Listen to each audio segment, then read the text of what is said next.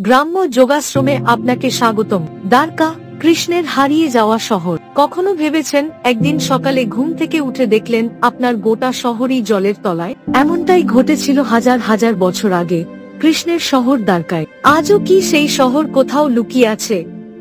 চলুন রহস্যের পর্দা উন্মোচন করি। দ্বারকা, কৃষ্ণের সোনার নগরী, স্থাপিত হয়েছিল আরব সাগরের তীরে। এটি ছিল তাঁর রাজধানী, যেখানে তিনি যাদব বংশের রাজা ছিলেন। মহাভারতের কাহিনীতে এই শহর ছিল এক বিস্ময়কর স্থাপত্যের নিদর্শন। দ্বারকা ছিল এক অসাধারণ শহর, সোনা, রূপো ও মূল্যবান পাথরে গঠিত।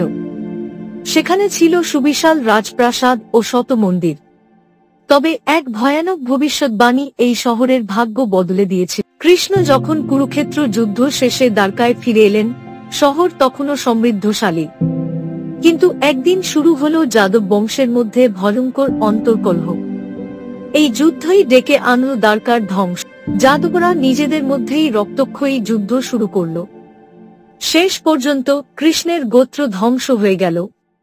এটাই ছিল কৃষ্ণের অভিশপ্ত শহরের শুরু। যাদব বংশের বিনাশের পর কৃষ্ণ ত্যাগ করলেন রাজ্য। তিনি গিয়ে বসলেন জঙ্গলের গভীরে এক বিশ্রামের আশায়। কিন্তু সেখানে অপেক্ষা করছিল তার শেষ মুহূর্ত। কৃষ্ণের মৃত্যুর সঙ্গে সঙ্গে এক মহা দুর্যোগ শুরু হল। বজ্রপাত, প্রবল ঝড় আর সমুদ্রের জলোচ্ছ্বাস।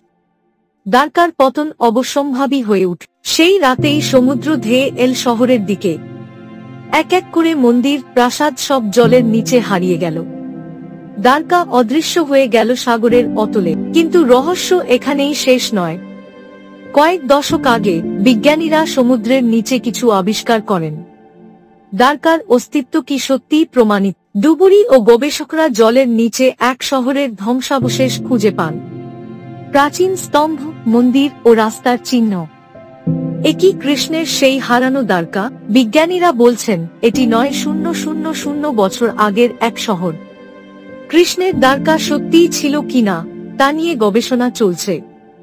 তবে সমুদ্রের নিচে যে এক হারানো নগরী আছে তা নিশ্চিত। আজও সমুদ্রের নিচে দ্বারকার সন্ধান চলছে। হয়তো একদিন এই রহস্যের সব উত্তর মিলবে। ততদিন এই গল্প আমাদের কল্পনায় বেঁচে থাকুক।